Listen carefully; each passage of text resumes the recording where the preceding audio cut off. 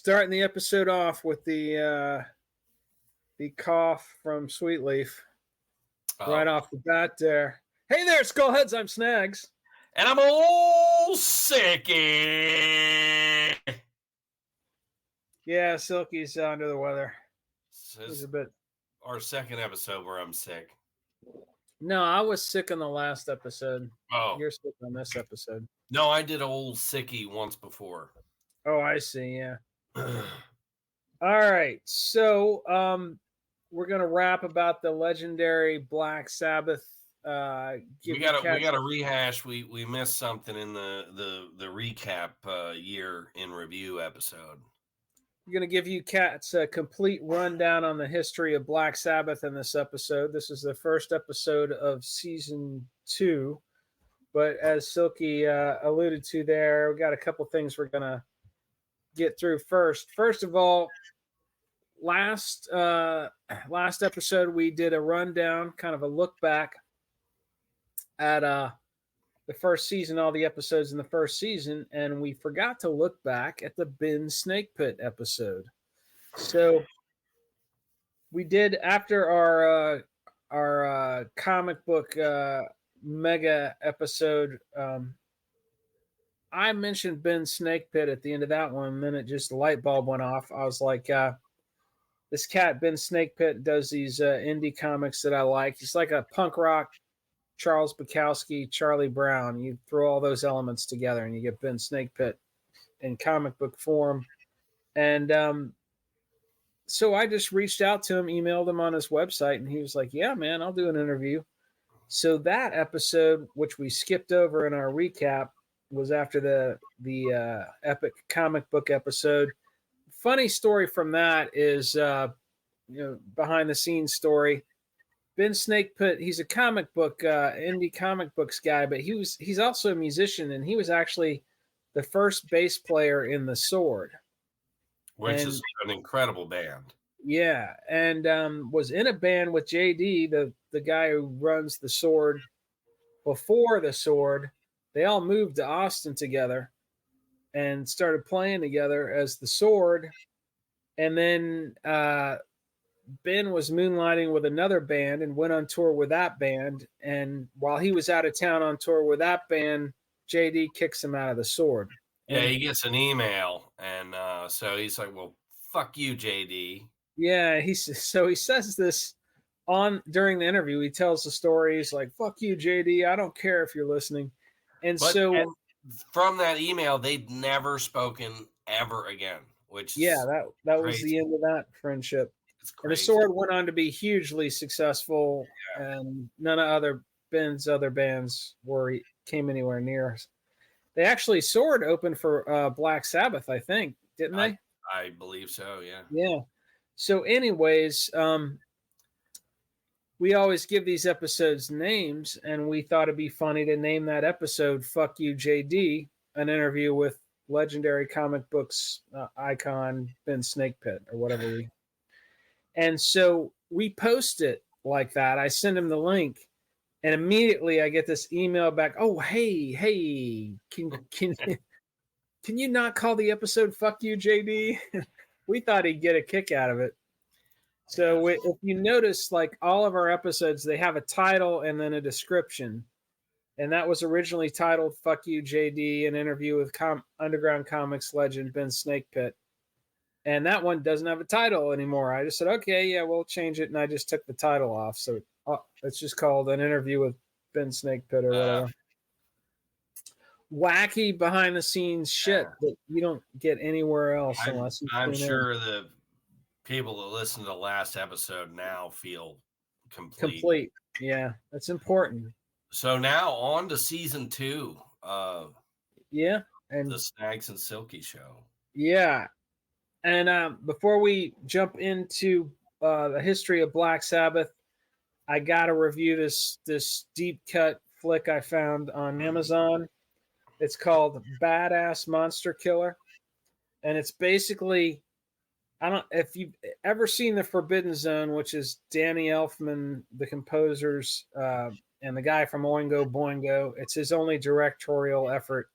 It's kind of like that, but It reminded me of that Shanghai, like Kung Fu something. It's subtitled and quirky, really funny, and I cannot think of the name of it. I'm not sure. You've Yeah, seen it. it's I know it's you know it. but it's a very surreal kind of. The sets are real surreal and fantastic, and it's basically this Shaft Superfly kind of guy, except instead of fighting the man, he's fighting supernatural demons. Kung Fu Hustle. Kung Fu Hustle. Yeah. Kind of like Similar. that. Yeah. Yeah. Kind of like that. And uh everywhere he goes, he lives with 3 stone cold foxes who make up a badass kung fu strike force. Right. Which is important. Yeah.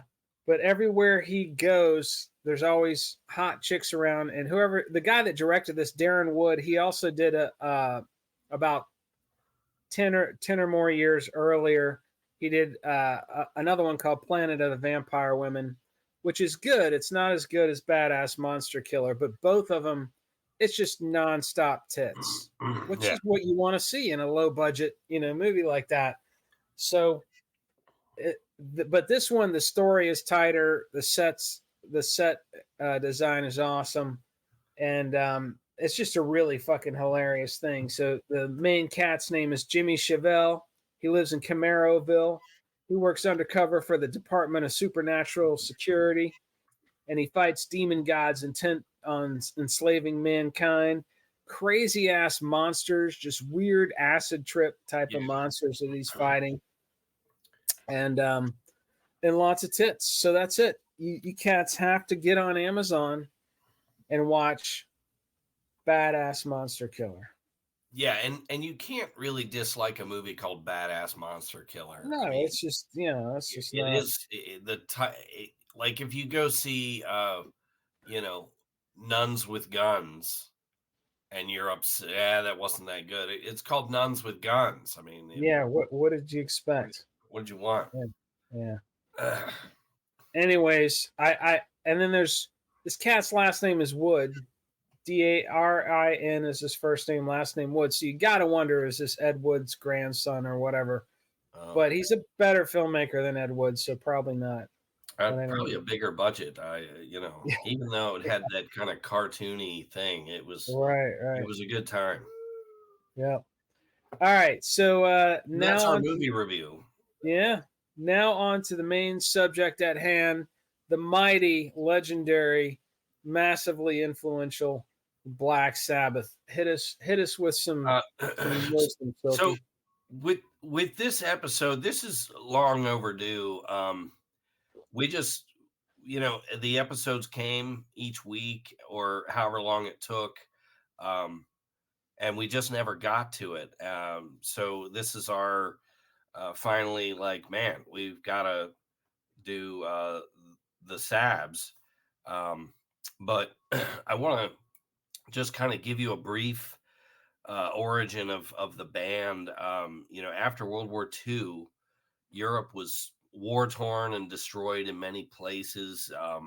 The 50s were very difficult as families strived to get by. And in Birmingham, you had a real industrial area. Ashton, kids were faced with minimal options for work. Ozzy worked in a slaughterhouse. He also tried his luck at breaking and entering. At one point, he stole a TV and couldn't get through the door, and the cops got him, and he went to jail, and so it's just a lot of hardship going on around. And Tony Iommi was 17, working in a sheet metal factory, and on his last day of working there, he accidentally cuts the tips of his middle and ring fingers off from his right hand. It was actually, I think he was working as a favor he wasn't even supposed to be there that day. And something happened, and he cut the middle and ring finger off his right hand. And he was an avid guitar player. And at 17, he was told he'd never play again. And the foreman felt so bad. The guy that worked at the factory came over to visit him. He'd been home with his hand all bandaged up, and he brought some records by Django Reinhardt, who had lost the use of two of his fingers in a fire. And he was this amazing jazz guitarist. And this motivated Tony to keep playing. So this 17-year-old kid, encouraged by this, he fashions some homemade thimbles, wax and material, these thimbles to go over the tips of his severed fingers. So this allows him to continue playing. He would use lighter gauge strings to be able to play with his injured hand. And this forced him to tune his guitar to lower pitches, in some cases as low as 3 semitones lower than standard guitar tuning. So this inadvertently creates an entire new genre of music. Yeah, that extra heavy Black Sabbath riffage sound that inspired the entire stoner doom rock genre and millions of amazing bands. It's because this fucker cut his fingers off at a sheet metal factory. I mean, you have like the guy that cured polio, you know, just different moments where somebody just goes one step further or tries something different and creates. That was okay, but that was nowhere near as an accomplishment as founding the Black Sabbath sound. Curing polio is boring compared heavy to metal are totally exactly. Iommi has that cat. Yeah, a weak comparison. Yeah. Please. So anyway, Tony joins a band called The Rest, where he meets Bill Ward, who played drums and sang lead vocals. When that band split up, they both were in a band called Mythology. As Mythology's breaking up, because it's the late 60s, mid 60s, somebody's mom takes the car and the kid can't make the gig.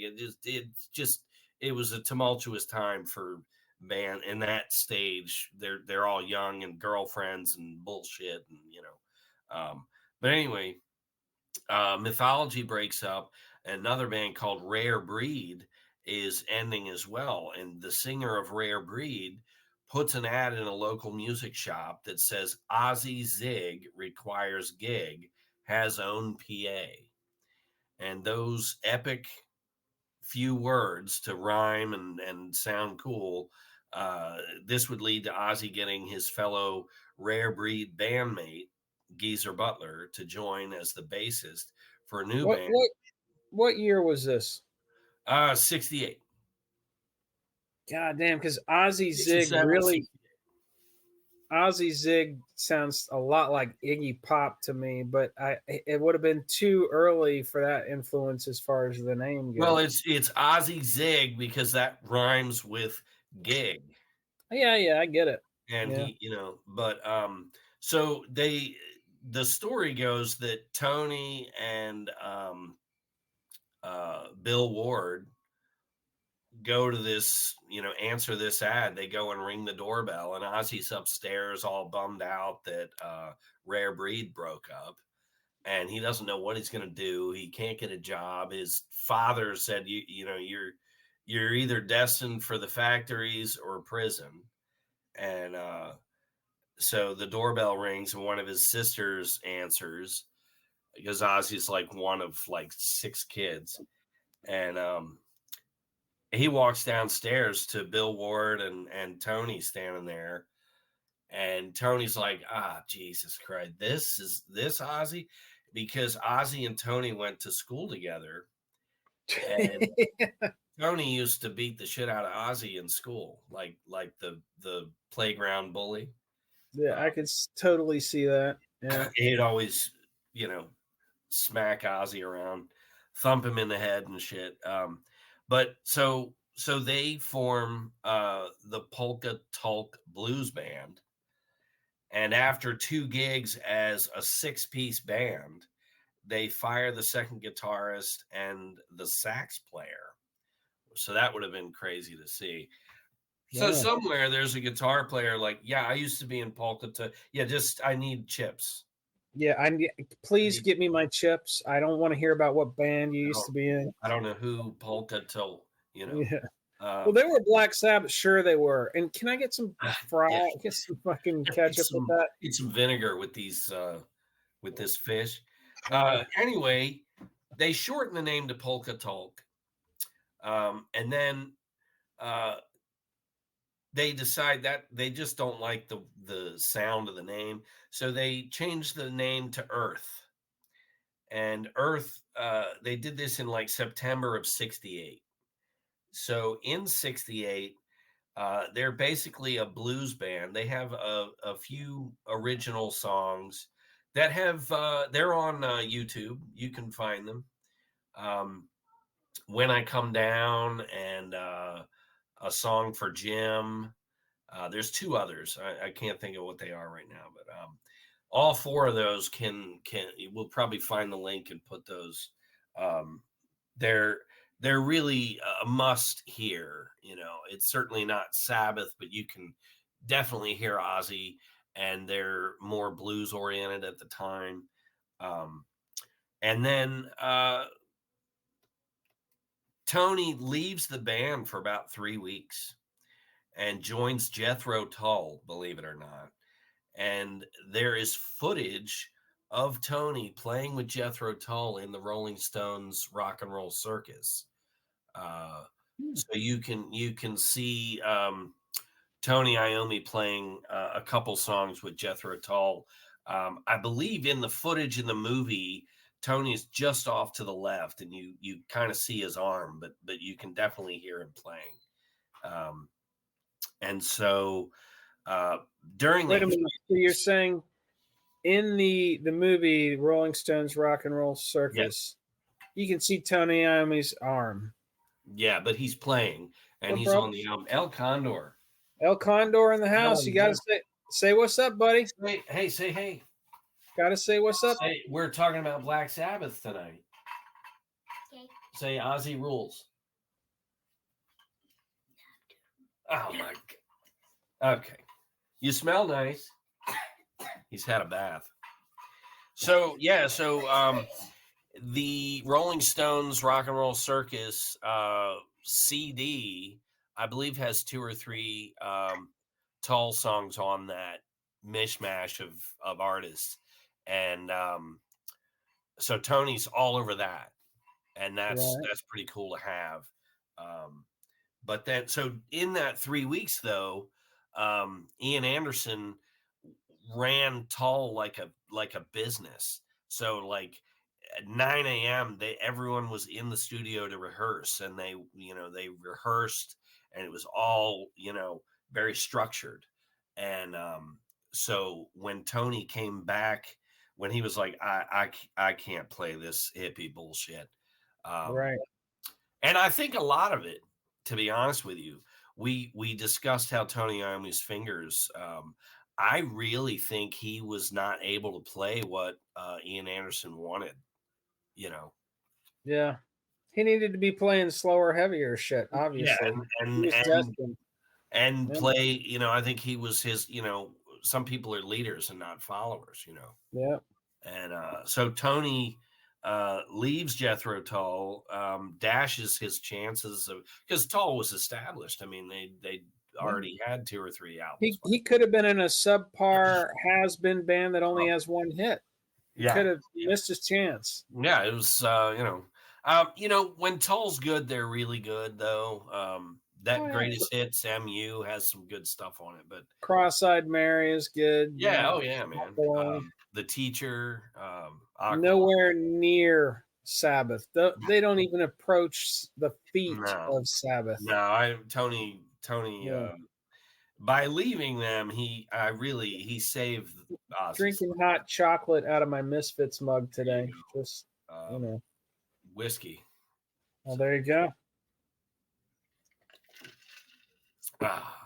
So he comes back to the band and really brought structure to the band, which really kind of kicked them in the ass in a good way. Everybody really responded, and they are playing around as Earth, and they are playing. They have a gig across from a movie theater that was at the time. Hammer horror movies were everywhere, and I don't believe this is a Hammer movie, but it's called Black Sabbath, and it's an anthology movie that Boris Karloff is like the host, and it's like 3 vignettes that make the movie, and they all kind of connect. And Boris Karloff plays like the creature in between, but that was called Black Sabbath, and they're in line. They're looking across at all these people lined up to go, and somebody in the band, Geezer or Tony, somebody's like, "Isn't it weird, man, that people stand in line to get the shit scared out of them?"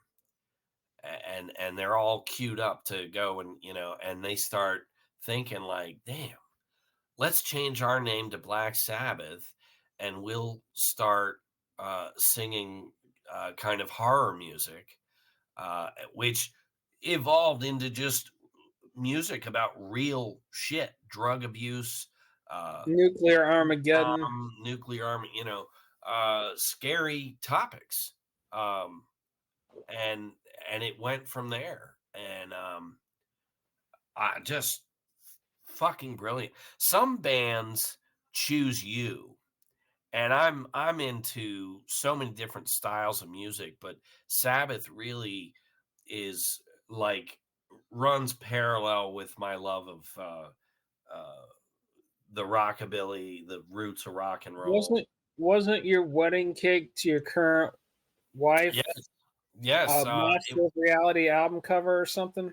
well, it was a guitar pick that said Black Sabbath rules, if I'm not mistaken. The Black Sabbath was in the Master Reality. Master Reality. Yeah. And it was a chocolate cake. Sadly, I never got a piece of that because we left right after and had to get on a plane. So, dag.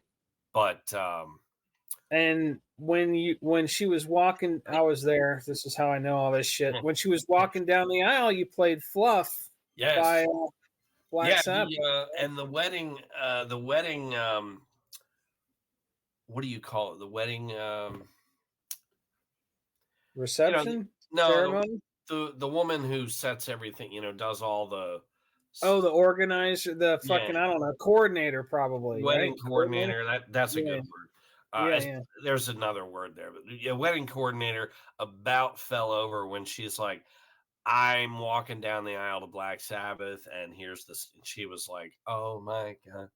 And when they played the song, I'm sitting there. They play the song. Well, nobody would know it was Black Sabbath if they didn't know Black Sabbath. These 5 women are all like, "Oh my god, that is beautiful!" Oh, and I'm like, "Yeah, it's Black Sabbath."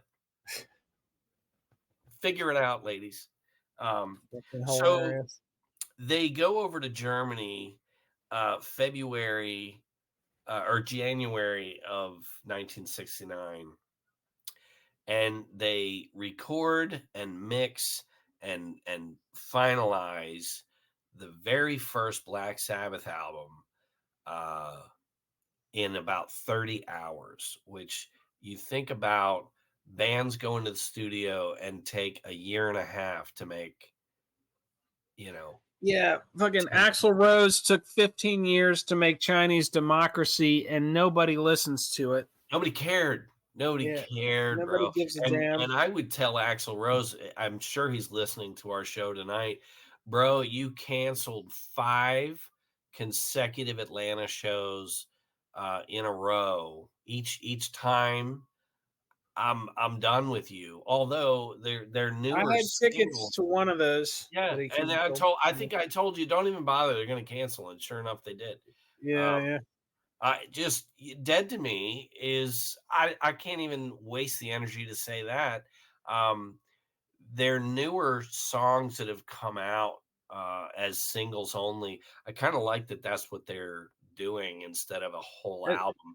And they're still not any good because you know why? Well, I've enjoyed them. I have enjoyed "Absurd" is a good song, but they haven't released anything good since Izzy Stradlin left the band because that motherfucker was the main songwriter. You know, some people lose their load quick. You know, you got and one if guy you listen writing to Izzy's 10 solo albums, you'll realize there's quality there that continues. Case in point, to bring it back to this, you have the Ozzy empire, the Ozzy years, and then you had Dio, which was like a shot in the arm, a breath of fresh air, kind of shake out the sheets and try a different approach.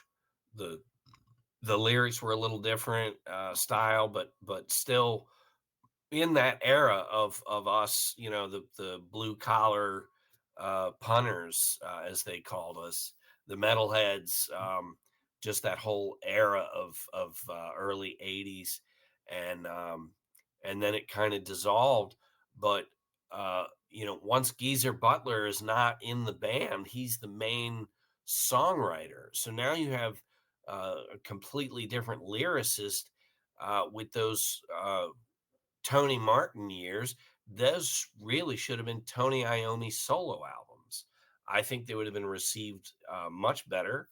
And those are debates. The Sabbath fans will go back and forth on that's not Sabbath, it's only Ozzy, or it's only Ozzy and Dio.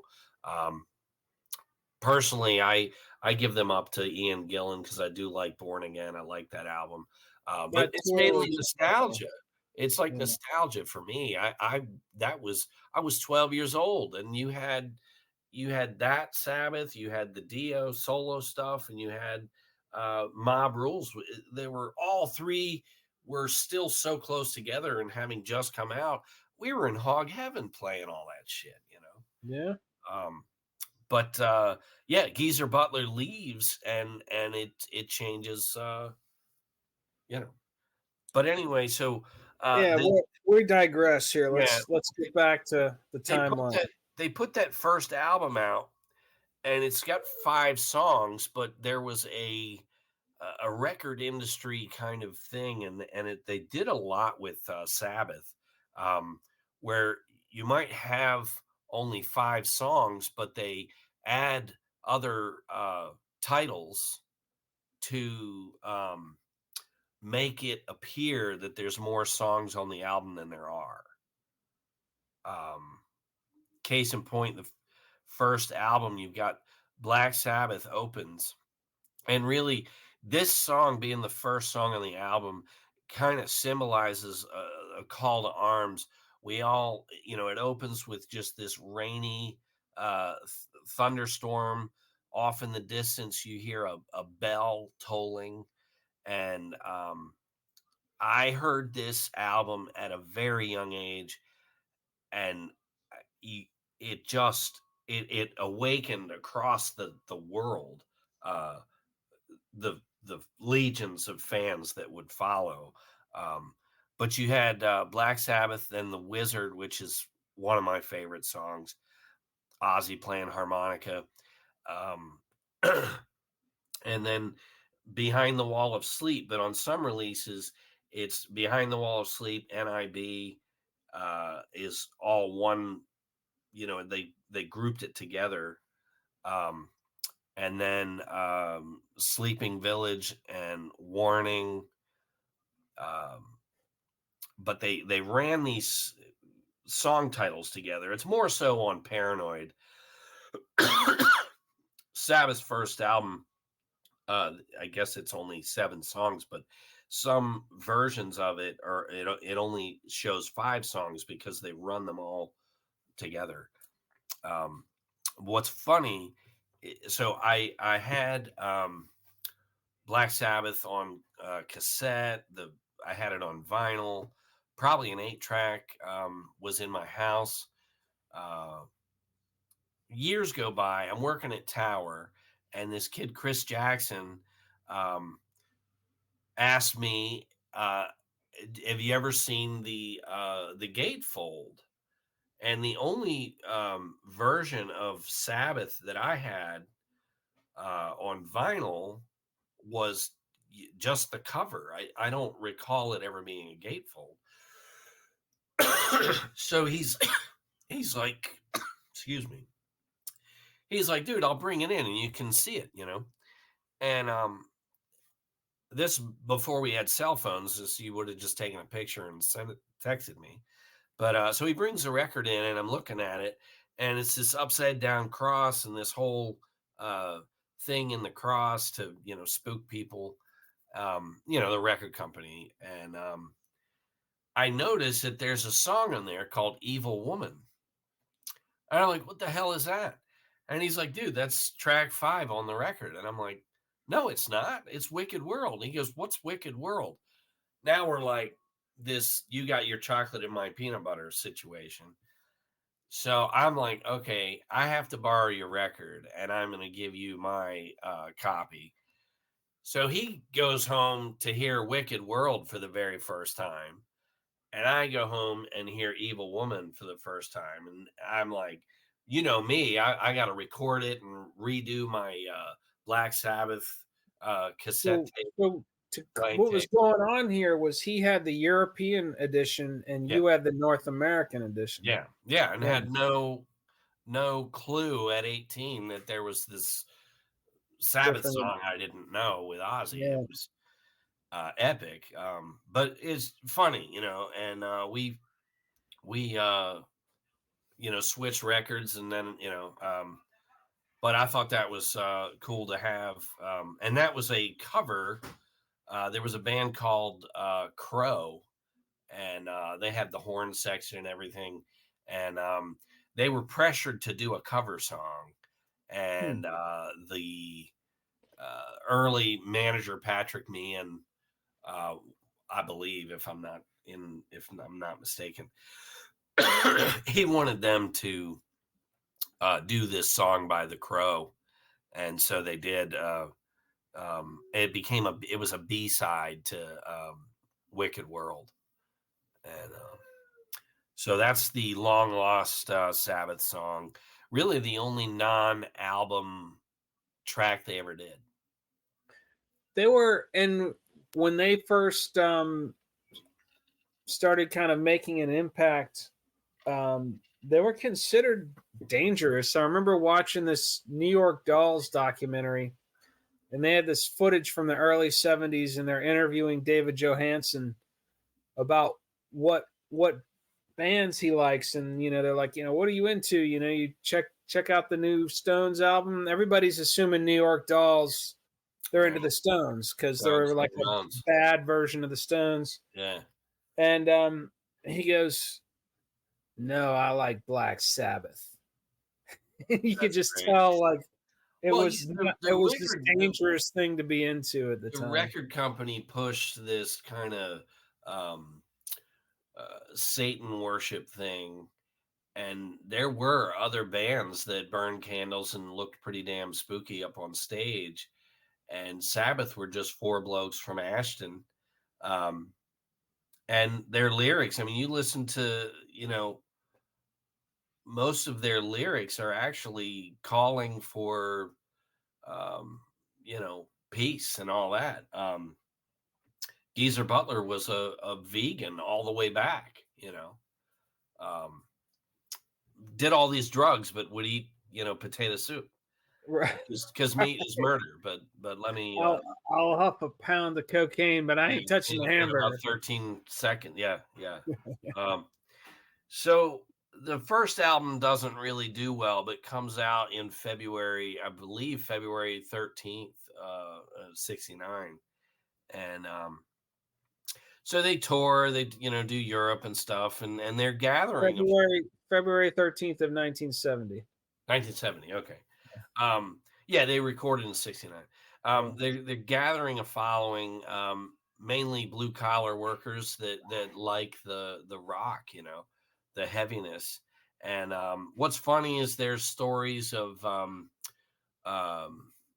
Tony Iommi like to play the flute, and they're all stoned out up on stage, and at one point Tony's going to do this cool flute instrumental solo, and he picks the flute up, and he doesn't have the reed and the rights. He's not lined up to do it right, and he's basically just at the mic going and just going like he thinks he's playing this whole song. And Ozzy and Geezer are pissing themselves, falling all over the stage while he's at the mic, just with the and they finally took the flute from him and said, "Look, that's we're not ever doing that." Wise move, yeah. Well, put that in the mail. Send it to Ian Anderson. Send that to Ian Anderson. Yeah. So the second album was called. They were going to call it Walpurgis, and there are versions of War Pigs, same music, different lyrics, that talk about casting a priest into a fire, straight out of a Hammer horror film, an abandoned church, and a satanic ritual going on, and they're eating dead rats' innards and throwing this priest into a fire, and way before Iron Maiden would record Number of the Beast. Or before Dio would make that album cover, chunking that fucker. Yeah, and the religious fanatics, basically Warner Brothers sat, these old fogies sat there, and I would have loved to have been there, listened to the lyrics to this, and they were like, "Oh, Mother of God," and so they said, "Yeah, change the lyrics. We can't release this." So Geezer decides to make it more of a an anti-Vietnam thing, which was brilliant. That song is fucking phenomenal. It exactly how it turned out. It's fucking phenomenal. So it opens with this epic anthem. A song captures images of war, taking aim at military leaders, comparing them to sorcerers of death's construction and witches at black masses. Also accuses politicians of starting wars but having no accountability for their actions.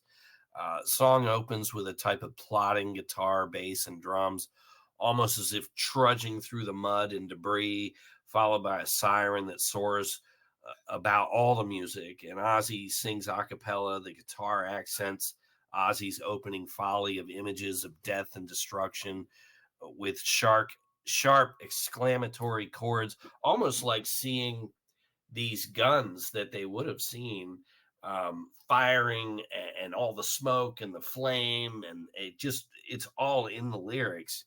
And the song slowly builds around a menacing guitar riff to a second section of a cappella vocals, and then the drums keep a cymbal beat in between the vocal phrasings, and the guitar again accents each vocal delivery. The vocals rise, strained above the music, drawn out, long and powerful. The song then builds and builds like a race to the finish line, and the low tone permeates throughout the song, alternating with louder guitar solos and that 4/4 timing the drummer effortlessly delivers. That's War Pigs. It's just that good that you have to describe it for somebody who may not know that song. And that opens what's possibly the greatest heavy metal album of its genre. If you think about Sabbath creating heavy metal, if you're going to give them that title, this was their really cohesive creation that solidifies the genre. 1970, you did have Led Zeppelin, whose first album was all blues ripoffs with some of their original, but mostly Page and Plant delving into their record collection. And if you know the history of Led Zeppelin, music critics hated them because they thought they were a Cream ripoff. Yeah, there was this whole thing. All the music critics were like, they're just they're just ripping off Cream. It's like, no, they fucking love the blues and they have an amp. You love the blues and you have an amp and you're just automatically ripping off Cream. So if you put that, if you put that on Zeppelin, you're going to put that on Fleetwood Mac because they were doing blues. Exactly. Anyway, basically any British band worth their salt started in the bars playing blues. Now with Zeppelin, they were, studio musicians. John Paul Jones and Jimmy Page, they knew the industry. So the Yardbirds splintered and Zeppelin emerged out of the ashes. And they found this ungodly drummer who has never been matched by anyone on the face of the earth. I would put. Imagine just running across John Bonham playing in a bar somewhere. I'd like to see Jason compare Neil Peart and his father. Fuck, there's no comparison. John Bonham all the way, man. Neil Peart's technically. I think Neil Peart's a gizmo drummer, but Bonham is just. I'll beat the shit. But Bonham had a rhythm and soul that Peart didn't have. Peart was technically he could do 20 million chimes and 15 different floor toms or whatever. Yeah. But Bonham, just with that, it was just natural. Big ass sticks and that badass drum set. Yeah. He was doing all these triplet things with his feet and all kinds of crazy shit. But it had a funk and a groove to it that, in my opinion, Peart didn't have. Now, Peart's better than 99% of all the other rock drummers out there, but Bonham is in a fucking class of his own. Oh, he's a beast. Ginger Baker's up there, too. Oh, yeah. And Bill Ward, we talked about this before. Bill Ward is just a swing jazz drummer. Definitely Ginger Baker, same situation. They were all jazz. That's why they were so good. That whole generation, they were jazz influenced. Epic. Yeah. But so for me, coming up in the 70s, the three bands were Zeppelin, Sabbath, and Deep Purple. Mainly Deep Purple's In Rock and Fireball and Machine Head, just a triple punch. Yeah. It's a different band, but Burn is fucking phenomenal. That album is top to bottom awesome. We got to do a Deep Purple episode at some point. Yeah, that'd be good. But Sabbath, Deep Purple, and Zeppelin, and you can, if you listen to all three, there are riffs. Even Brian May from Queen, there are riffs that you'll hear like, hey, did they take that? So these guitarists were listening to each other's albums, and I think there's some Deep Purple riffs. I'm like, Richie, are you ripping off Jimmy Page? And maybe they were, but again, if you're just playing, it just comes out. But apparently, whenever Bonham would run into Sabbath, like if they're in the same recording studio complex or whatever, he always wanted to play Supernaut. He'd jump on the drums and be, let's fucking jam on Supernaut. He loved that song. Let's talk about the goddamn moment of Supernaut. Right after the... That riff. There's so many great riffs from Iommi, but goddamn, that's one of the best. To me, that's the original goddamn moment. Yeah. It's like a brick wall coming down, and just you're like, okay, and it's over you, Supernaut, fucking phenomenal. Supernaut. But so the first two albums really garnished them a following. They get over to the US, they're touring. They really took off from there, and Patrick Meehan, their manager, was basically, whatever you guys need, come to me and I'll write a check. And they're like, oh, cool, no problem. Well, meanwhile, their albums are double platinum. They're touring, getting all this money, and Patrick Meehan is stealing millions from these Wow. guys. Prick. And they're like, hey, I want a car. He's like, yeah, okay, here, whatever.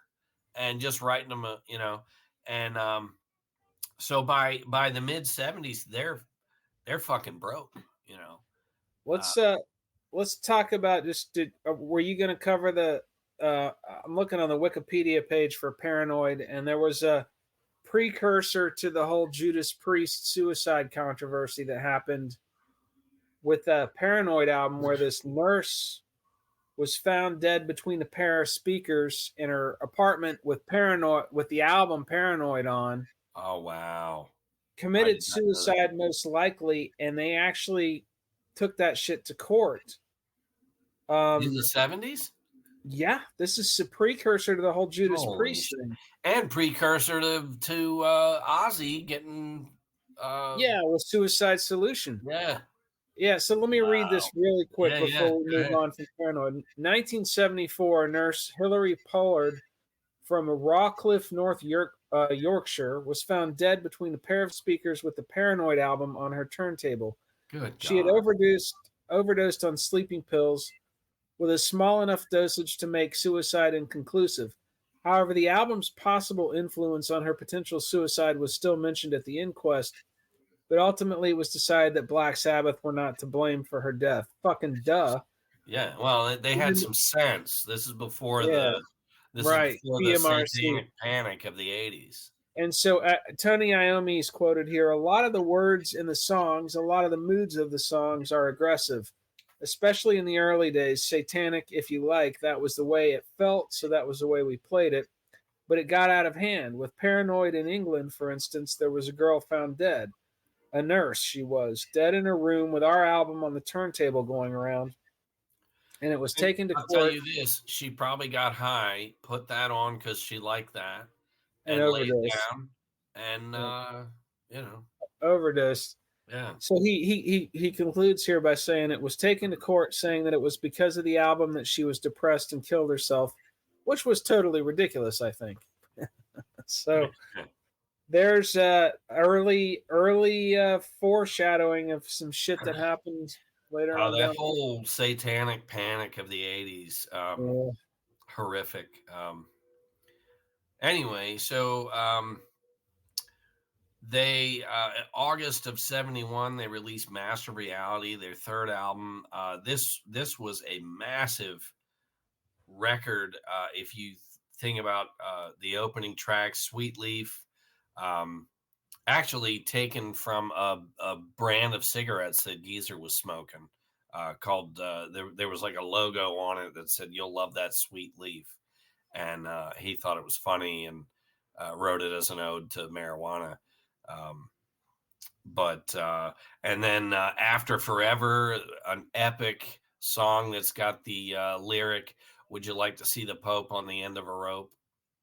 This is one of my first Sabbath albums. I had it on vinyl and just listened to the shit out of it. Oh, it's so you're just drawn in, and I love the puffy lettering on the outside of the thing, and I believe all the lyrics were printed on the flip side of the record. So you got to read along. And then Embryo goes into Children of the Grave. Phenomenal, epic battle cry for youth. Kind of echoing War Pigs to me. Children. Like a part 2. Yep. And then Lord of This World is great. Orchid's an instrumental, which I always thought was an intro to Lord of This World. And then Solitude is the kind of slow chick song. I believe that was written because Geezer was breaking, or Bill Ward, somebody was going through a breakup. And so this is like the breakup song. But Into the Void, about these freedom fighters going off into space to find a better place to live, saving mankind on another planet. Just that was Sabbath, but they're painted as these Satanists, Right. But Mass Reality is an epic album. I believe my favorite is their next one, Volume 4, released in September of 72, produced by Patrick. Let's see. It was Tony Iommi and Patrick Meehan. They had yet to fire him. But they set up shop in LA to record this album. And they're in this big mansion, and there's like a intercom right by the front door, and they're in there partying. They're recording the album slowly, and they've got just a monumental mound of cocaine, much like Close Encounters of the Third Kind, the giant mashed potato thing that Richard Dreyfuss builds. They've just got all these drugs, and Ozzy, somebody comes to the door, and he thinks he's hitting the intercom to say, "Hey, come on in," and he's actually hitting the silent alarm to the police. Nice. So they're there, and the cops come to be like, "Hey, is everything all right?" Well, they think it's a raid. So now Geezer and Ozzy are in the bathroom snorting as much coke as they can and flushing all this like $10,000 worth of coke down the toilet. So that I gotta just interject the Rolling Stones story where it's like on the Tattoo You tour, fucking Ronnie and Keith are in the dressing room doing drugs, and probably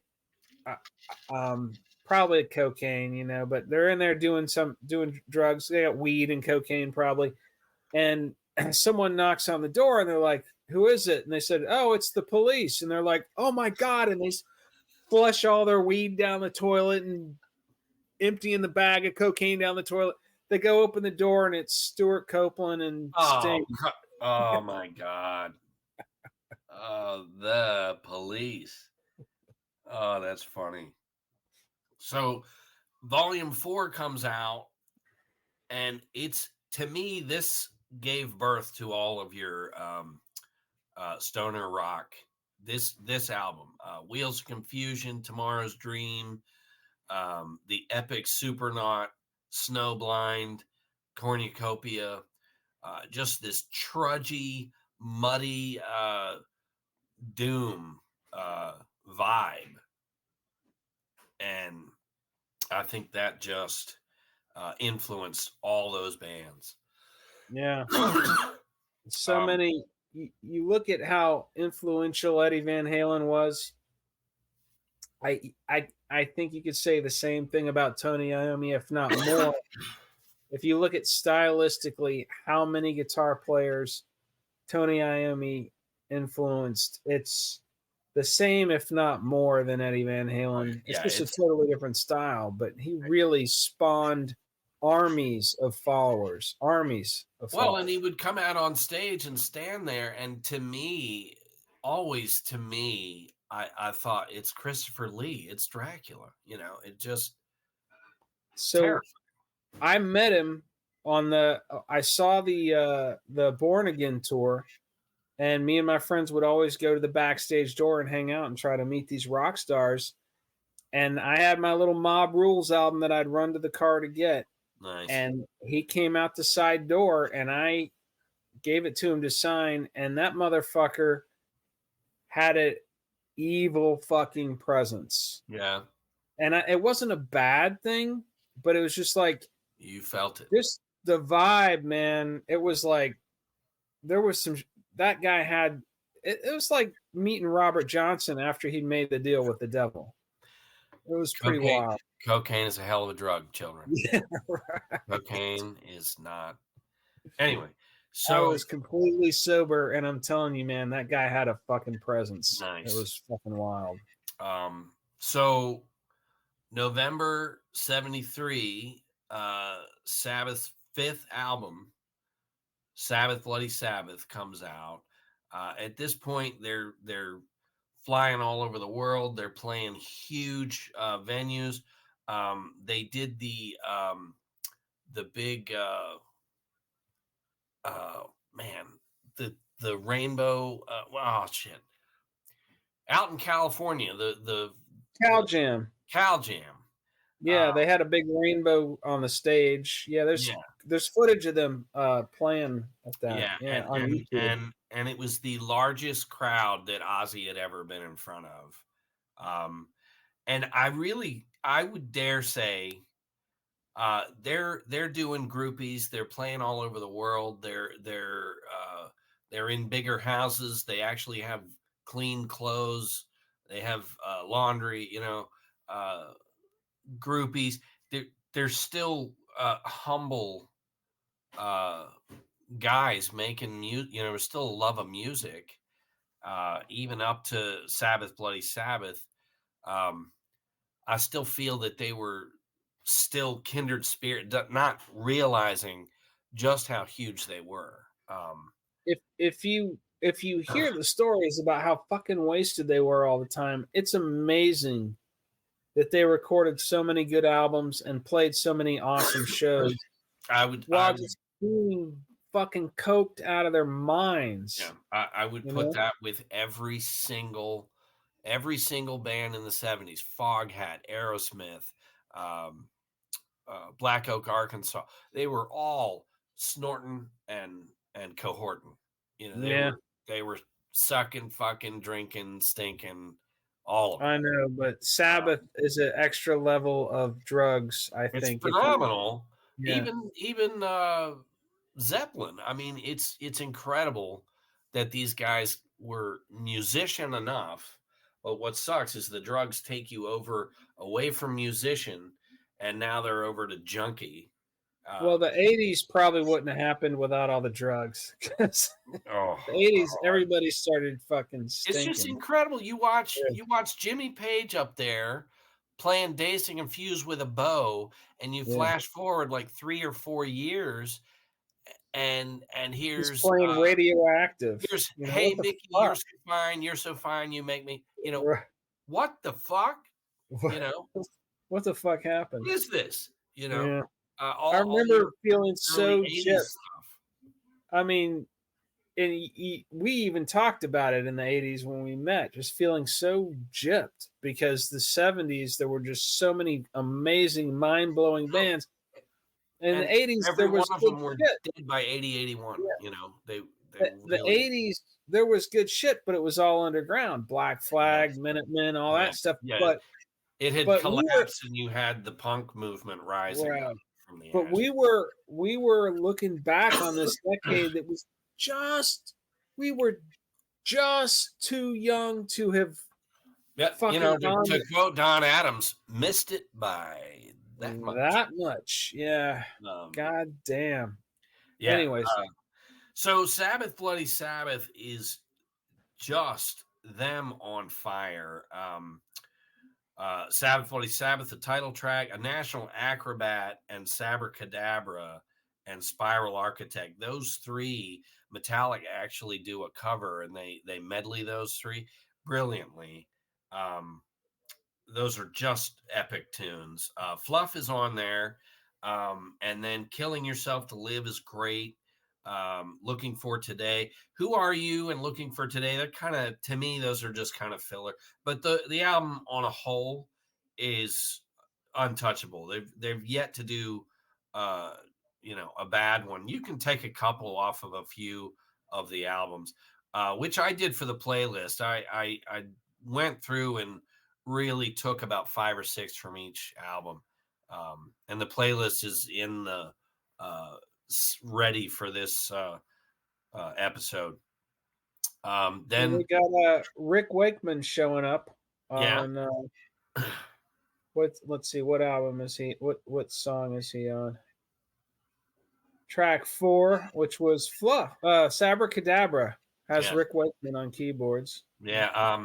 They would record in the same studio, and Yes was right across, and Sabs are blue collar, very genuine guys, and they're like, hey guys, what, and Yes is all, we're prog rock, we're so much better, and but Rick, I'm sure that's exactly how they sounded. That's a direct, Rick Chris Wake Squire was a badass fucking bass player, man. You listen to Roundabout, the bass line on that. When Yes could rock, they are actually decent. I do like a few, but most of that shit I can't get near. It's this 20-minute epics that and you can't even pronounce the name of the song, and it's oh my god. Just put on Hawkwind and shut the fuck up. Yeah, give me Hawkwind any day. Yeah. So anyway, Sabotage 6th album comes out July of 75, and this had been delayed a few years. You notice like 2 years have gone by.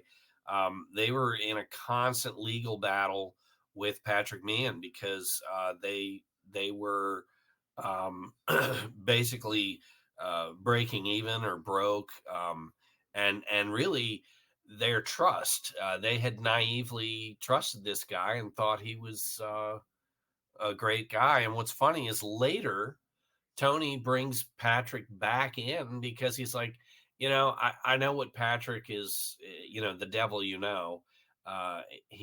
knows what to expect from him, but anyway, so that delayed things, but Sabotage is just another killer record. Hole in the Sky opens that, and that is just rip your face off. And then they've got this little half-minute instrumental acoustic thing that goes into Symptom of the Universe, which is another epic riffage like Supernaut. And then that goes into like a 10-minute song called Megalomania, which is another epic song about drug abuse. And I love that song a lot. It's so good. And then you get to the other side.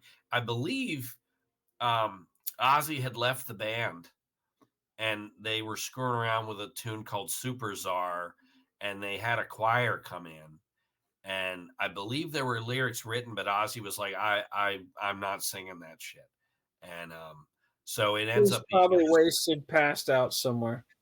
Well, they were. This is the beginning of all the in-house fighting. In '75, they were just Led Zeppelin style. They limos and separate separate travel arrangements. It was a lot, and it's a shame. They were starting to get kind of away, and Tony would experience kind of a writer's block, which I believe is why Technical Ecstasy is always looked as such a different album for them. I lump them all together. There's some great shit on every one of their Ozzy vocal albums. Well, but the one song by Sabbath and Ozzy that I just do not like is on this album. It's called Am I Going Insane Radio. Why don't you like that? It literally is just telling people, am I going insane? Am I going insane? I'm just like, okay. It's never grabbed me. And, and the writ is so good. I always was like, God, just get to the writ. Now, I was never heartless enough to just delete that song from the record, but that's one I never really liked. Kind of like the Beatles' Can't Buy Me Love. I never liked that one either. But those are topics I'll only discuss on this show. So anyway, so that's Sabotage. Now, the year before, they had put out the record company Warner Brothers, howling for some Sabbath.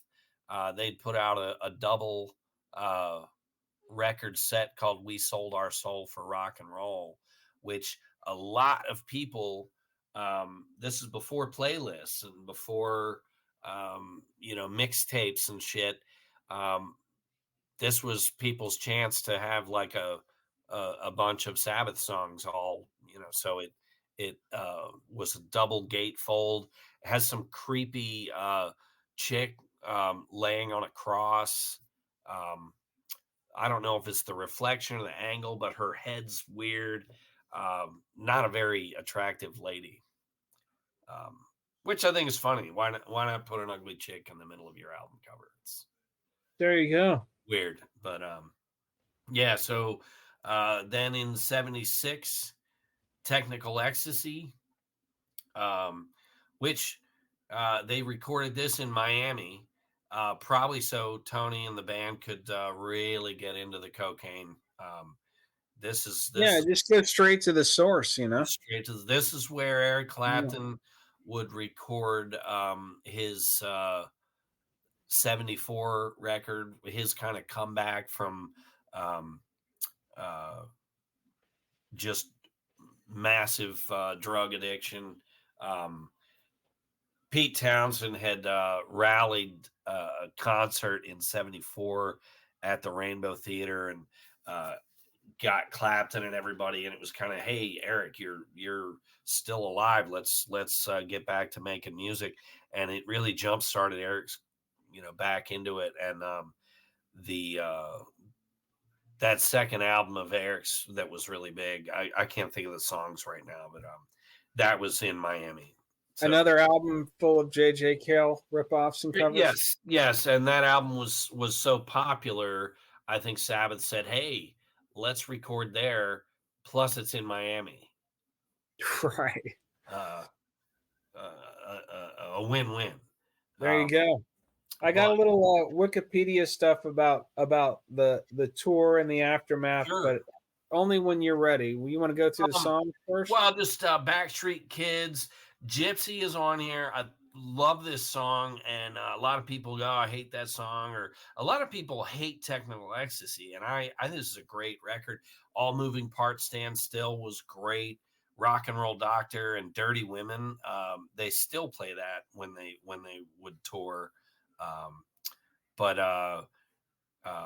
It's All Right is on here, and Bill Ward sang that. This is another, I think, instance where Ozzy dipped, and Bill Ward had written It's All Right, and he sang it. And I think it's a great song. Guns N' Roses, again, cover It's All Right years later. There you go. So this is from Wikipedia, just a few interesting tidbits here. So during the subsequent 1977 European tour in support of Technical Ecstasy, the band was supported by AC/DC. The relationship between bassist Geezer Butler and AC/DC rhythm guitarist Malcolm Young was quite tense. Tony Iommi recalls the atmosphere between the two being heavy and that the pair did not get along at all. Ward's drum tech, Graham Wright, and Osborne's personal assistant, David Tanier, stated in their 2004 book, How Black Was Our Sabbath, that the problems between the two originated after a show the two bands performed in Switzerland. An altercation occurred in a hotel bar in which Butler removed a switchblade comb from his pocket and opened it. Malcolm Young thought it was a switchblade knife and believed Butler was pointing it at him. Oh, Christ. In the Bon Scott biography, Highway to Hell, The Life and Times of AC/DC legend Bon Scott, Clinton Walker writes of the tour, Sabbath by 1976 were well past their prime, and AC/DC were all but blowing them right off the stage. I can believe that at this point. AC/DC at that point were just like an invading army of rock and roll.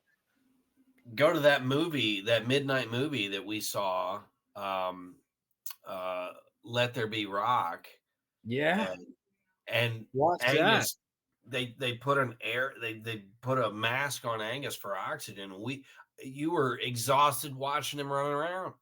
Yeah. They were like an invading Mongol horde destroying your village whenever at that point. Lock up your daughters, lock up your back doors, run for your life. So substance abuse in Sabbath at the time was rampant.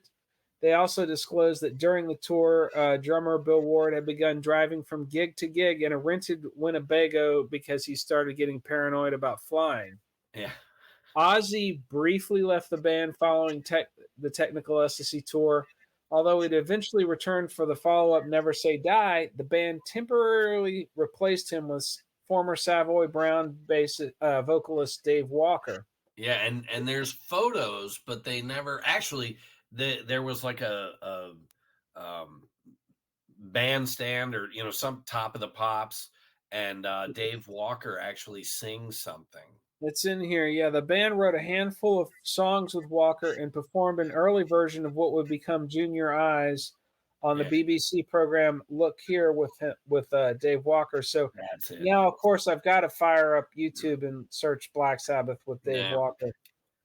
Anyways, that's that interesting Wikipedia tidbit there. Yeah, that Dave Walker. There should be a Sabbath box set with some of this rare shit that we all know of, and it's just not there. They're keeping the brand on. If you pull up Sabbath right now, you're gonna see Ozzy-era Sabbath. Dave Walker with Black Sabbath on BBC Live. It's on YouTube, so I'll put the link on the ClickPit.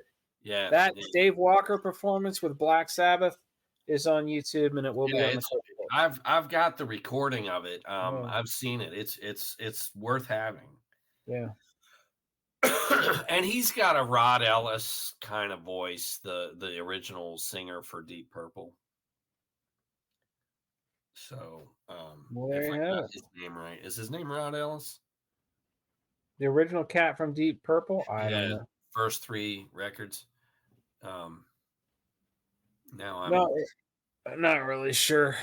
Ian Gillan, Deep Purple. Yeah. I can tell you the next singer's name. I don't think that's right. Now that I said it, I gotta check.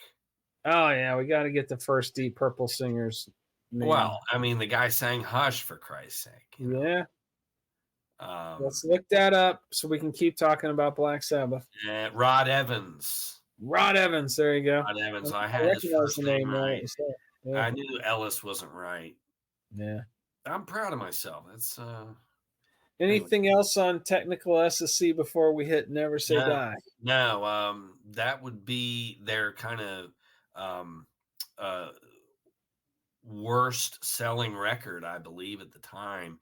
It really showed just the strain of the drugs and the touring and the lack of money and fighting with management, and then in any catastrophe, at some point the people in the fire turn and blame the other for what's going on, and I just feel like that's where they were going. And so Never Say Die, if you listen to Ozzy in like 1980, he talks about they had to fly around the world 3 times and pick a place in Canada because the Stones had recorded there. And so they had to fly around the world twice and land in Canada and record where it was freezing fucking cold. And so Ozzy hates Never Say Die just violently. Feels it's just terrible. This again, and it could be biased. This tour, they would tour with Van Halen. It was like the fathers with the sons, And talk about picking two back-to-back tours where you're picking the absolute wrong band to open up for you when you're on your way out and your band's getting tired. And first you take AC/DC out. Yeah. And then you find the only band on the planet that could possibly blow AC/DC off the stage. What I hear is they're like, Jesus Christ, AC/DC, fuck that. Go get some fucking bar band. Yeah, they said, get us some California bar band. We just want some people that might not even be able to finish the tour. And they go out the night. This is in those Van Halen books. But they go out the night of the first show just to check out this California bar band, and their heads get ripped off. They're standing on the side of the stage, and they all went back in the dressing room and literally sat there for like 10 minutes without saying anything. Yeah, I can't wait to feel your love tonight. Oh my God. The fuck did we do? Could you imagine? Oh. And that's before anybody had seen Eddie Van Halen do what he could do on any Yeah. massive level. That they probably thought it was the drugs. They probably went out sober the next night to watch them again, Right. just to be sure. So Never Say Die is the last record with Ozzy for decades. I got a Never Say Die story from Wiki. But so they do the opening track Never Say Die is a great song. Johnny Blade is one of my favorite tracks by Sabbath. Junior's Eyes is a really good song. A different thing, but Ozzy sings his ass off. Hard Road is great. That closes out side one. And then Air Dance is a really good song, different from Sabbath. And you saw little moments throughout their career of them embracing different styles of music. But Air Dance is about a failed ballerina who's looking back on her life, and just a really good song. The visual, the power of lyrics, but this is a great album. I believe Bill Ward sings on Swinging the Chain that closes out the record. But this would be, the tour would be the last with Ozzy. And there's a great Van Halen, David Lee Roth, and Ozzy. Is that the one you're going to tell? No, this is Bob Marley. Oh, go ahead. All right, so they appear on Top of the Pops to lip sync to Never Say Die, and Ozzy remembers the appearance fondly, and then here's where the quotes start: "Because we got to meet Bob Marley. I'll always remember the moment he came out of his dressing room. It was next to ours, and you literally couldn't see his head through the cloud of dope smoke. He was smoking the biggest, fattest joint I'd ever seen. And believe me, I'd seen a few. I kept thinking, he's going to have to lip sync too. No one can do a live show when they're that high. But no, he did it live and flawlessly." That's phenomenal. So on the Van Halen Never Say Die tour, they're banging around through the U.S. with Van Halen, and Dave and Ozzy became fast pals, doing massive amounts of coke. Van Halen was another big band that was huge into coke. They called it Krell. That was their code word. Krell was the code word for coke. Which I love that. But anyway, so they're getting their Krell on, and they are going through, they've got to deal with Holiday Inn, everywhere. And there's a great picture of Dave and Eddie with McDonald's out in the snow in front of a Holiday Inn sign. And there's also a great picture of Van Halen and Sabbath all on tour, and everybody's got their big drinks and shit. But anyway, there's a moment there too where the Ramones are opening for Van Halen, who's opening for Sabbath. You see those posters. You've seen those posters. Yeah. Black Sabbath, Van Halen, Ramones. Jesus Christ. What a show. It'd be like seeing Kiss at the Coventry, Yeah. With Joey Ramone. And anyway, so Ozzy has his hotel key, but it's from the night before. And so that's a great story. Ozzy goes to his room and proceeds to pass the fuck out for 2 days, and wakes up, comes downstairs. Meanwhile, they've canceled the show. They don't know where Ozzy is. He's dead. He's disappeared. Somebody's kidnapped him. Where the hell's Ozzy? They're at their wits' end. They don't even know what to do. They're just really like, what are we going to do? And Ozzy comes there and is like, what the fuck's going on? And they're like, Jesus Christ. So he was not in his room that he'd had reserved for that night. He was in the previous city's room number, and so that's the David Lee Roth Ozzy, and everyone's blaming David Lee Roth, Oh, of course. Yeah. When in doubt, blame Diamond sure, Dave. that's that's what they still do that. Yeah. Anyway, so that was it. Never Say Die, and then it wouldn't be years and years. 1985, they are asked to if they would do Live Aid, and they got together and did 3 songs. Ozzy's in the height of his Solo career. yeah, but he was like overweight. He looked like Sally Struthers. I remember that. Yeah, he was fat. Exactly. It was the Sally Struthers years. Yeah. The Ultimate Sin, Glitter. The what's that piano player? Liberace. Just the whole Liberace gowns, and it was like, bro, what the hell? That was his 1970s Elvis phase.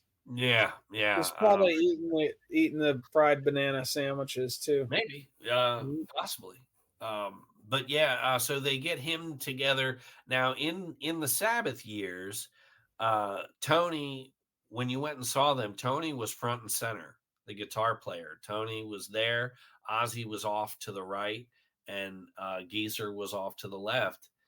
And that was how it was the entire 10 years that Sabbath reigned supreme with Ozzy.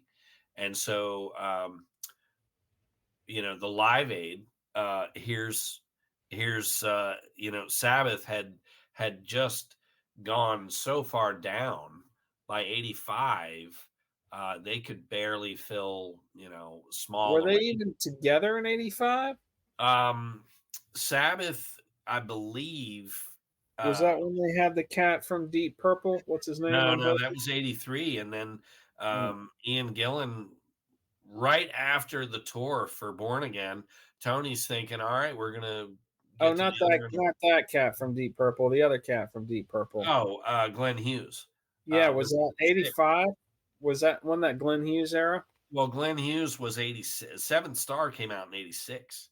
Okay, so they're just trying to get that lineup together. Yeah, they were basically in limbo when they came and did Live Aid in 85, and Ozzy was still selling out arenas. Oh yeah, it was a total switch of fit. They when Ozzy left that band, they assumed he was just going to go into the gutter and stay there.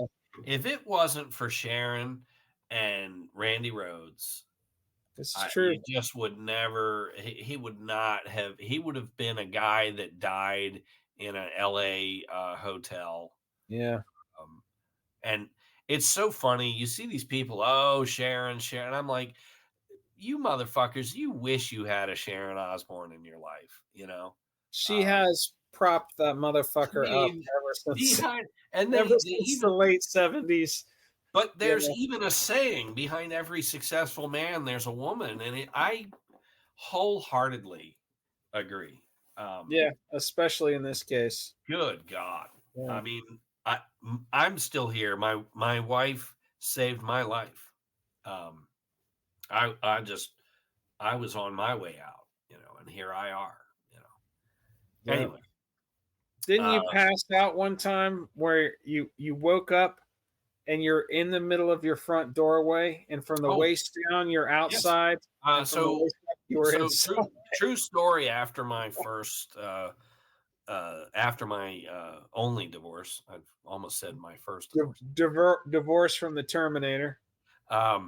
I come home from a bar, and instead of parking in the driveway, I drove diagonal into the yard and stagger out through the picket fence and get up to the door and go to do the key in the door. And I got the door open and passed out half in and half out in the middle of a snowstorm.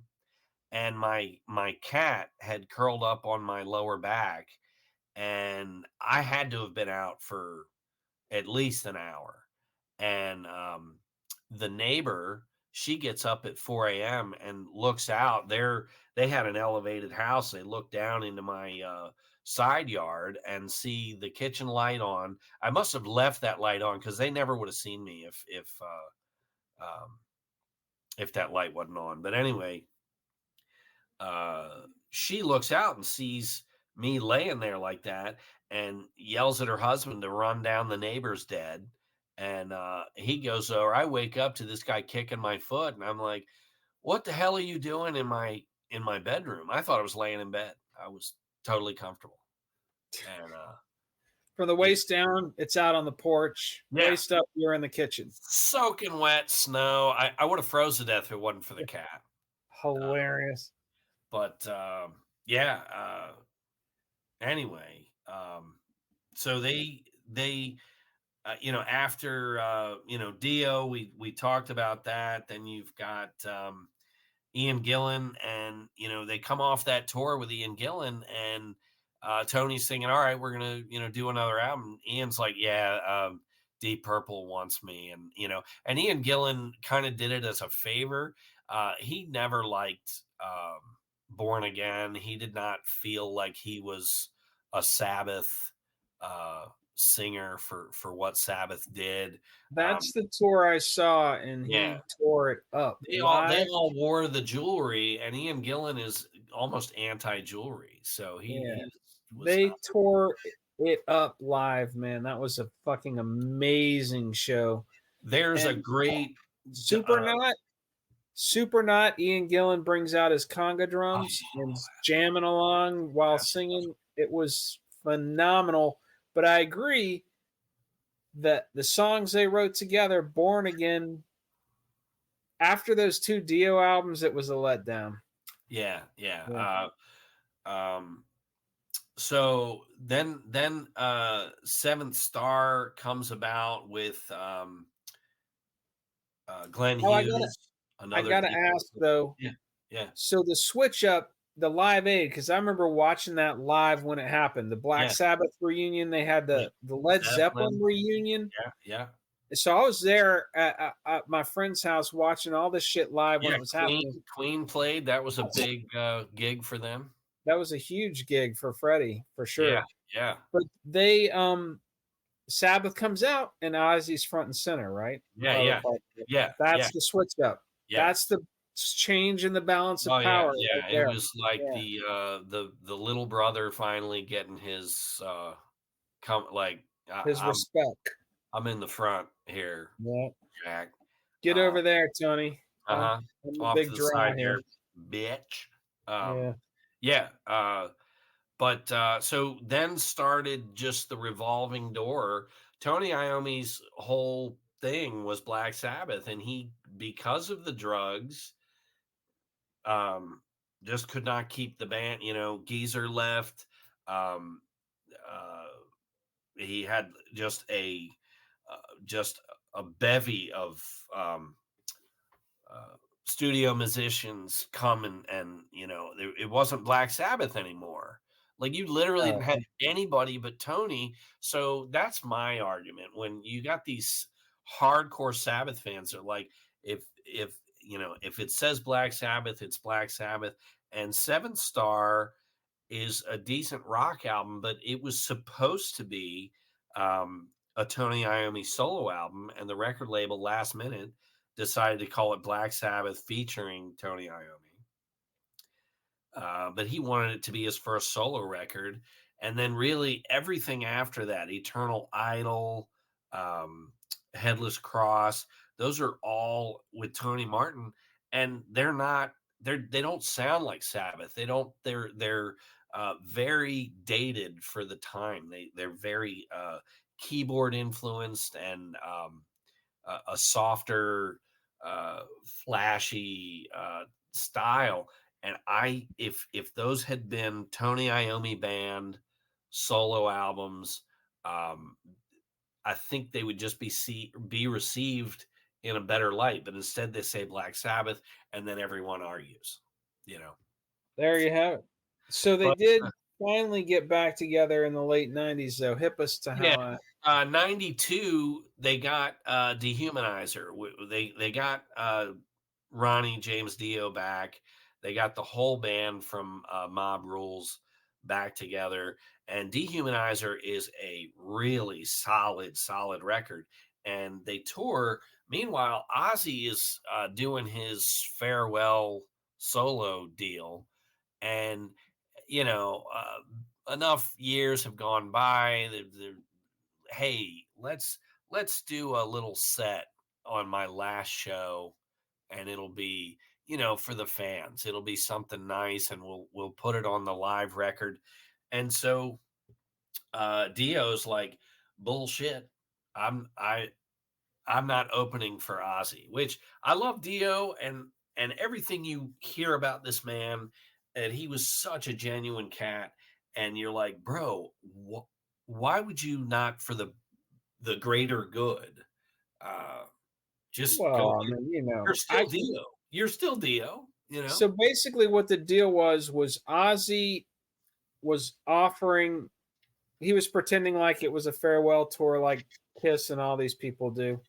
And Sharon. Right. And so he offers that lineup of Sabbath an opening slot at what is supposedly his last show. Well, it was winding down. Everyone had gone to see him. Right. I caught him twice on his farewell tour. There's footage on YouTube of an interview with Ronnie Dio in a tour bus a year or so after all this went down, and he tells his side of the story. And they're like, we're opening for Ozzy. They told him, hey, we're opening for Ozzy. And he said, oh, you are? I'm listening. So they're telling him, hey, we're opening for Ozzy. And he goes, oh, you are? Because I'm not. And I can kind of see it, because in his mind, the best band he's ever been in is finally back together doing an album and a tour. Yeah, and now they all agreed, we're going to stick with this lineup till the end. There will be nothing else called Black Sabbath after this. That was supposed to be a long-term rest of their career reunion. Because Dehumanizer was a damn solid record. Yeah. And so... and then they go back with their ex-wife. And then they're like, hey, can we open for Ozzy? And he's like, oh, I know where this is leading. Uh-huh. Yeah. And it is where it was leading. But anyway, so... Yeah, they, 98, they do a reunion live album in Birmingham, which, man, these are from the people, the original blue-collar rockers. Judas Priest. You don't have Sabbath, you don't have Judas Priest. You don't have Sabbath, you don't have 5 million other bands. Right, Iron Maiden, Judas Priest, Caius, fucking, all the Queens Sword, of the Stone Age, the Sword, Clutch, the whole fucking stoner doom rock genre. You don't have Slayer, you don't have a lot of the thrash stuff. You wouldn't have. Oh, Metallica, you wouldn't have thrash really, but so they do this reunion album, and they do a bunch of songs. It was just so good, and they did 2 new songs, Psycho Man and Selling Our Soul. Selling My Soul. And Psycho Man is just a ripping, the riff on that, and it was just like, oh my God, they're back. And roughly around 2000, everything was, they're in the studio, they're trying to get something going, and there was a song that it was something Nightmare or something, and I believe it's on there's a live version of it on one of the Ozfest records, but I believe they've done their best to just, hey, that's not a legitimate release, and it's pretty much gone. I have it in my, if I had my CDs unpacked, I could go and go right to it and see what the hell it's called. But that was it until 13 would come out in 2013, the last record with Ozzy. What I heard was they're trying to get something going around 2014 and Sharon gets this offer to do the Osbournes. And that's With part of MTV. why that never really took off, is because the Ozzy's family's energy started going in a different direction. Uh-huh. Yeah. Well, and Ozzy came down with, they thought, this was another issue. They thought Ozzy had Parkinson's disease. Well, of course you think that. You ever listen to how that fucker talks? Oh, yeah. Totally Well, sounds like he has Parkinson's. I started seeing him on stage with like the whole, his arm was all stiff and he'd still doing everything he could, but he was physically not right. And you could tell even seeing him live. And so they misdiagnosed him. They had him on all these Parkinson's disease stuff. And one of his aunts, somebody said, Uncle so-and-so had this other, and it was misdiagnosed. And it turns out it was some hereditary thing. Not Ozzy thought it was all the drugs he'd been taking for Yeah, I'm years. sure that had something to do with it. Thought it was just that. And so once they changed his medication for what this ailment was, he was suddenly back, and it showed in his solo stuff, and with Sabbath, the pressure. Hey, let's do one last Sabbath record. And Yeah.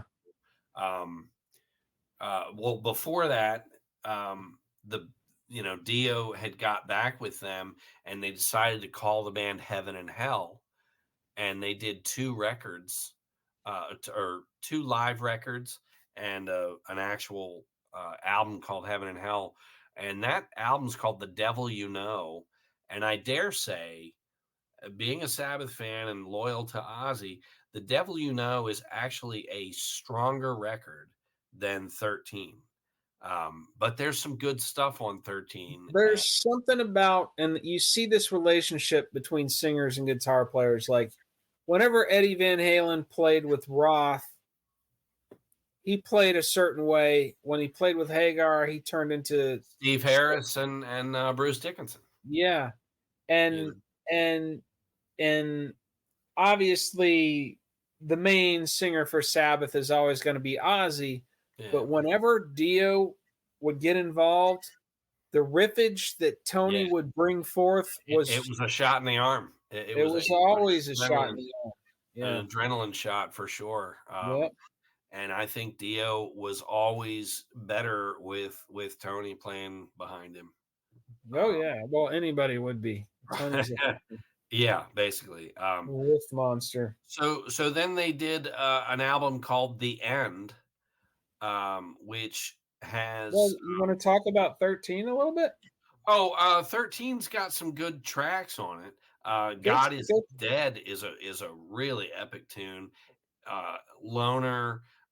There's one, I think my favorite one on here is called Age of Reason. And the original record only had 8 songs, but then right off the bat they had a bonus version that had 4 extra tracks on it. Cool. So great stuff though. All right, now let's hit The End, the live album. So The End, well, there's The End, and then there's The End. The End has 4 other. It was a limited edition CD that had some leftover tracks from the 13 sessions, and then some live tracks from the tour. But then they did it proper. And actually did a live album called The End. So there you have it. But and that really was The End. Yeah, it was a great way to hear live version of End of the Beginning, Age of Reason, and God is Dead. Because when you saw them live, I believe they did a couple. Ozzy and Tony are famous for doing like 2 or 3 from the album currently on that they're touring, and then a bunch, all the old stuff. So right.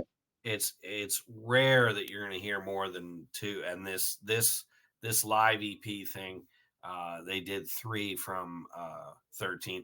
And I personally, if you're touring for that record, why not do 5 or 6 songs? Really, and you can intersperse with all the hits, But anyway, so the live album, they did one last. I think they wrapped it up in Birmingham again, and that's like DVD and live album and everything. Just a end to an era, really, with Ozzy. I got to see them. So before their final tour, you heard that they were going to do a final show in Japan. And there wasn't really any news about tour dates, just a final show in Japan. And there's a great meme of Shatner as Captain Kirk with his arms out and that Khan scream, and the caption says "fucking Japan," and it was reference to the Black Sabbath final show. But then things changed, and I think they did play Japan, but they actually did come through the States. And my buddy Aaron Langworthy out in Michigan hit me up and said, "Hey man, flights out here are like $60, so I'll get the tickets, you buy the beer and fly out here." So like a rock star, I spent $100, flew to Michigan, partied for 2 days, saw Sabbath, next day back on a plane back to Florida. Nice. All for like $100. Nice. It was, you could not have, it was so, and that was the closest they came to me was Detroit. There you go. So, but Sabbath, just to kind of go back, this band, my entire life, huge soundtrack to my life.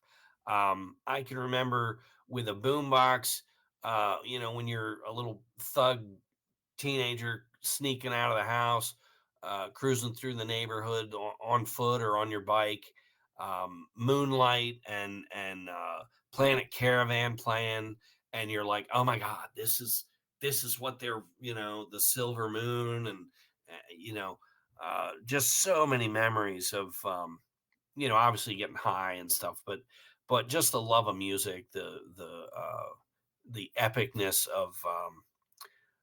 of Sabbath.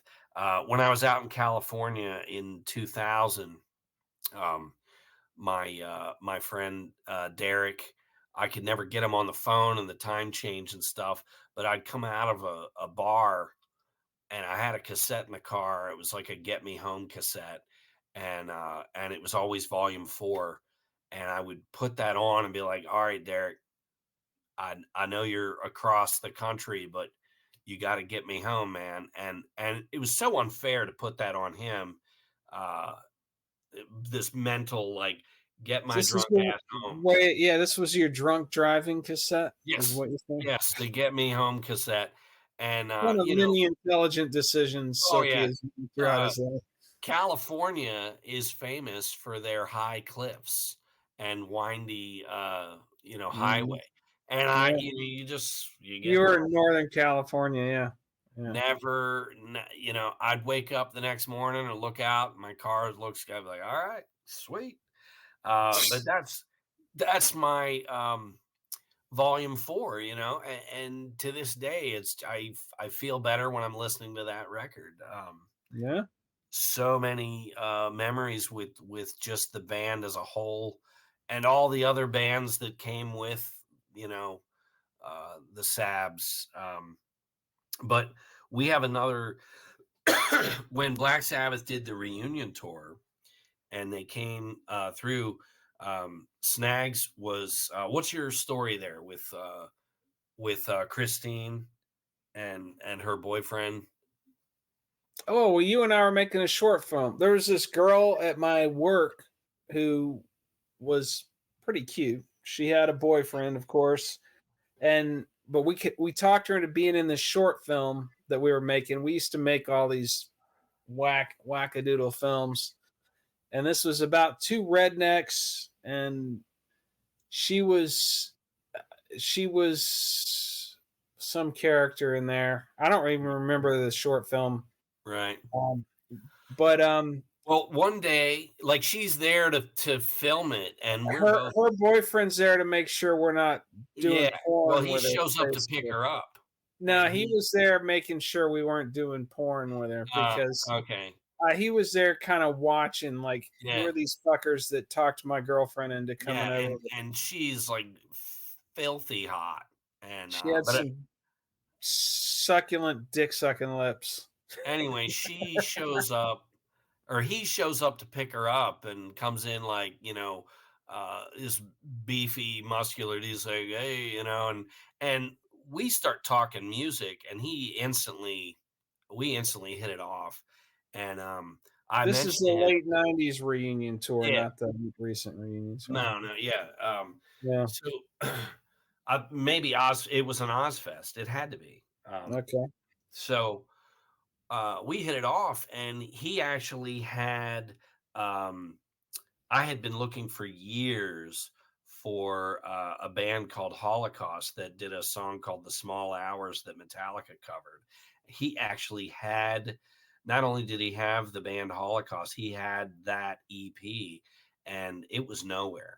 And I don't even know where he got it, but I was able to finally hear the original version of that song at that time, which this was before the internet just, went to, you can find anything at the time that you weren't going to find. Kids, there was a time when you couldn't find it.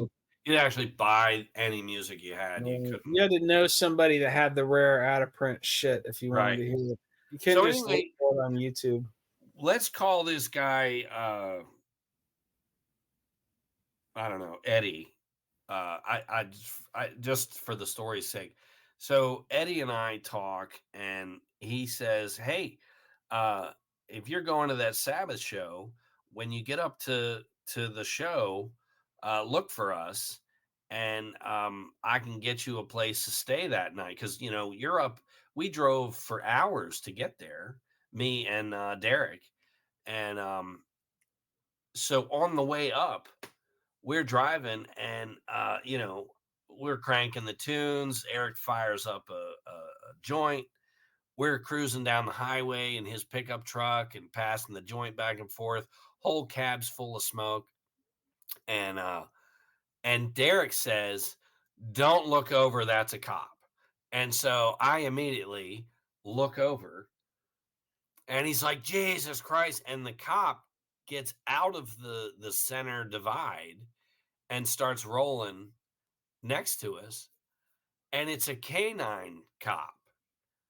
And I'm like, "Oh yeah, canine. That's great." And I'm thinking, Jesus Christ, we are going to miss Black Sabbath. And I'm going to get my first misdemeanor charge, or whatever. We're going to get arrested. And then my sense of humor kicks in, and I'm acting like the dog in the car is barking madly. So I'm like, barking real loud while Derek's trying to drive.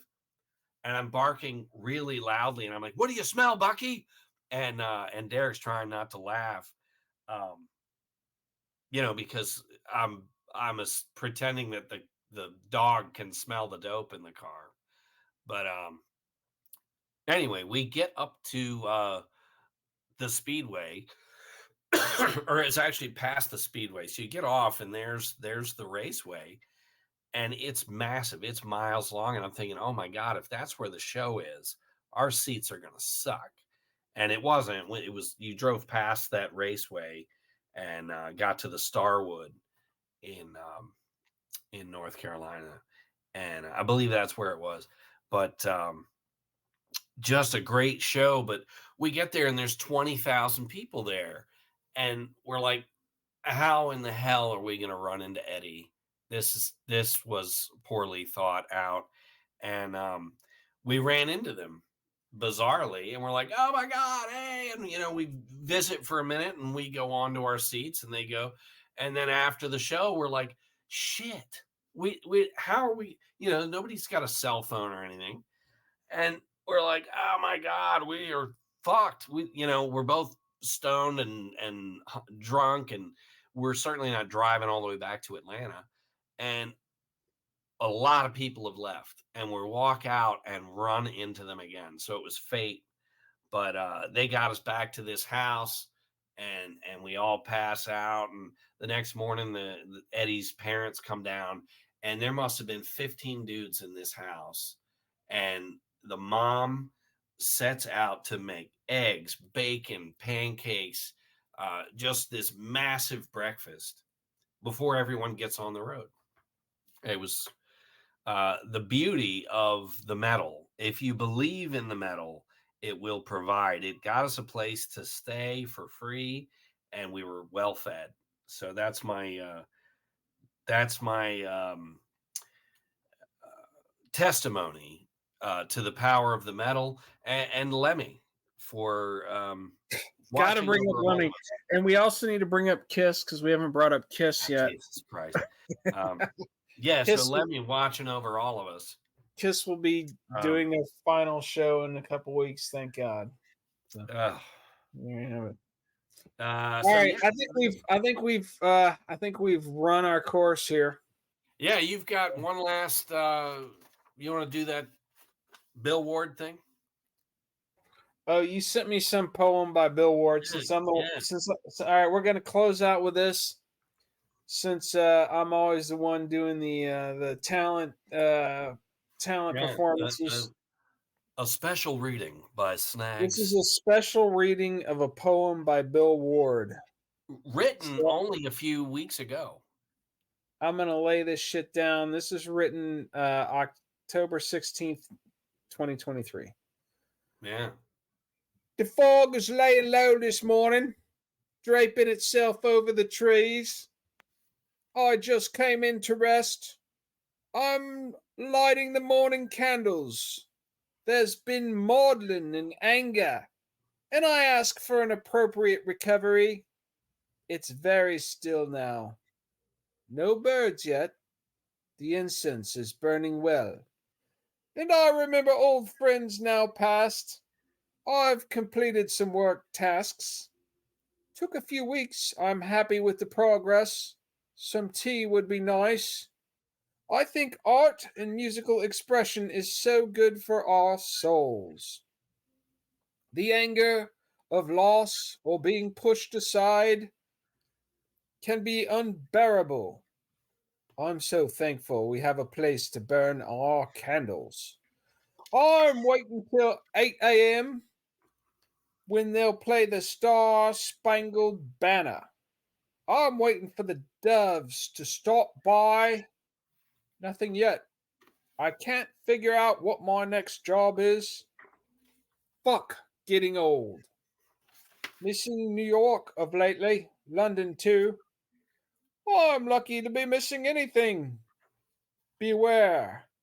And love's what's in front of you. Love, Bill Ward. Love what's in front of you. And there you have it. And that sounded just like Bill Ward. I think you'll find. I thought he'd called in. If you Google Bill Ward interview, you'll see that sounds just fucking. You'll think like it's him. Snags. Yeah.